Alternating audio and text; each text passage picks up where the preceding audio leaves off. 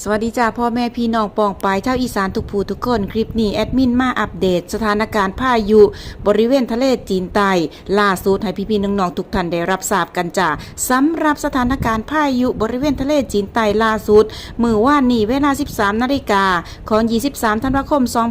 2567 พายุดีเพรสชันบริเวณทะเลจีนใต้ตอนกลางได้ทวีกำลังแห้งขึ้นเป็นพายุโซนร้อนกะได้ชื่อว่าเป็นพายุโซนร้อนปลาบึกจ้าปลาบึกกะหมายถึงซื้อปลาน้ำจืดขนาดใหญ่อยู่ในแม่น้ำโขงเนาะประเทศลาวเป็นคนต่างเป็นพายุลูกที่ 26 จากการนับพายุของ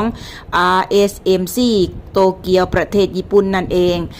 กำลังเคลื่อนตัวทางทิศตะวันตกอย่างช้าๆเนื่องจากมีมวลอากาศเย็นหรืออากาศแห้งความชื้นน้อยกดดันอยู่บริเวณด้านหน้าและคาดว่าจะเคลื่อนเข้าใกล้ชายฝั่งด้านตะวันออกของประเทศเวียดนามในมื้อนี้ 24 ธันวาคม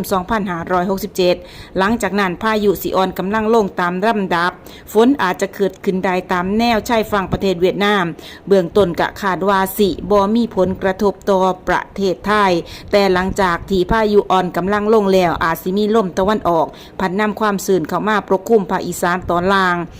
กะในช่วงวันที่ 25 ถึง 26 ธันวาคม 67 สิส่งผลให้มีเมฆมากและมีเพิ่มมากขึ้นอาจจะมีฝนเกิดขึ้นจากถ้ามีเรดาร์ออกมาแอดมินกะจะแจ้งให้พี่ๆน้องๆทุกท่านได้รับทราบ